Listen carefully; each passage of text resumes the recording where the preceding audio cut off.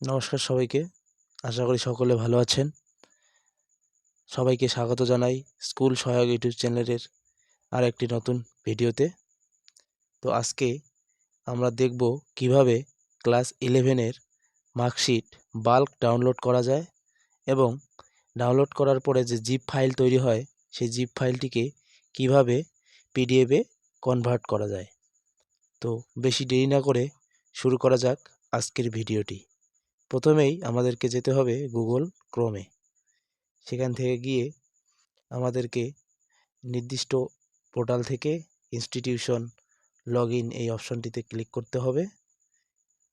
তো আমি ক্লিক করতেছি। আমার যেহেতু অলরেডি লগইন করা ছিল এর জন্য ডিরেক্টলি ড্যাশবোর্ড দেখাচ্ছে, যাতে তোমাদের প্রথমেই ড্যাশবোর্ড আসবে না, লগইন আইডি পাসওয়ার্ড দিয়ে লগইন করে নিতে হবে। এবার ড্যাশবোর্ড থেকে যেভাবে আমরা মার্কস এন্ট্রি করেছিলাম সেই একইভাবে এবার মার্কস আপলোড এই অপশনটিতে ক্লিক করতে হবে। এরপরে মার্কশিট জেনারেশন সেমিস্টার সিস্টেম এই অপশনটিতে ক্লিক করতে হবে।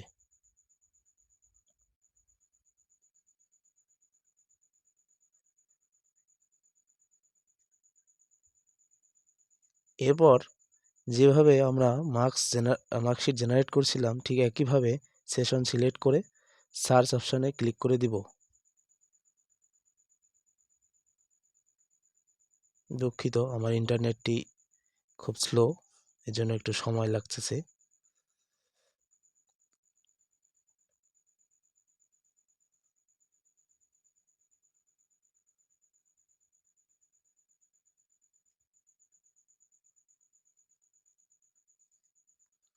দেখো চলে এসেছে। যেভাবে আমরা একইভাবে মার্কশিট জেনারেশন করেছিলাম ঠিক তার পাশেই ছিল একটি অপশন, লেখা আছে যে ডাউনলোড বাল্ক মার্কশিট। সেখানে ক্লিক করার পরে এখান থেকে দেখা যাবে জেনারেট পিডিএফ অপশন, সেখানে ক্লিক করে দিলাম।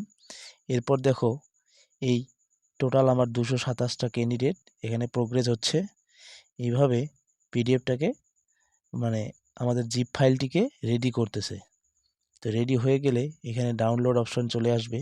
দেখো চলে এসেছে। এবার এই ডাউনলোড অপশনে ক্লিক করে দেব। ডাউনলোড অপশনে ক্লিক করলে আমার এই জিপ ফাইলটি ডাউনলোড হবে। তো এর জন্য একটু সময় লাগবে। হয়ে গেছে ডাউনলোড। এবার দেখাচ্ছি জিপ ফাইলটি কোথায় আছে। এই যে দেখো আমার মনিটরের স্ক্রিনে দেখাচ্ছে ডেস্কটপে রয়েছে এই যে ফাইলটি। এইটি হচ্ছে আমার সমস্ত ক্যান্ডিডেটের মার্কশিট, যেটা কিনা রয়েছে আমাদের জিপ ফাইলে। এবার দেখাবো কিভাবে এই জিপ ফাইলটিকে কনভার্ট করতে হবে পিডিএফে। অনেক ক্ষেত্রে আমার কম্পিউটারে যেরকম জিপ ফাইল কনভার্টার রয়েছে তাই অটোমেটিক্যালি কনভার্ট হয়ে আছে। তো অনেক কম্পিউটারে জিপ ফাইল কনভার্টার থাকে না, এর জন্য কনভার্ট করে নিতে হবে। তো প্রথমেই ওপেন করতে হবে এই ফাইলটিকে। প্রথমে আমাদের একটি ডেস্কটপে নিউ ফোল্ডার বানিয়ে নিতে হবে। তো আমি একটা নিউ ফোল্ডার বানিয়ে নিলাম।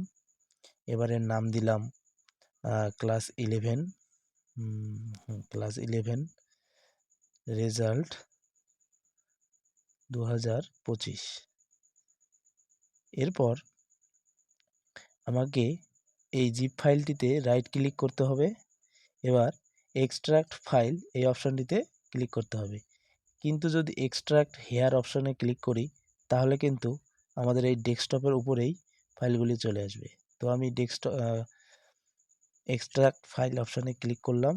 এরপরে ডেস্কটপের যে সফটওয়্যার যে ফোল্ডারটিতে রাখতে চাই সেই ফোল্ডারটি সিলেক্ট করে দিয়ে ওকে অপশনে ক্লিক করে দিলেই চলে আসবে। দেখেন আমার এখানে চলে আসছে সমস্ত পিডিএফ। এবার এখানে ক্লিক করার পরে আমার সমস্ত পিডিএফ এখানে শো করবে।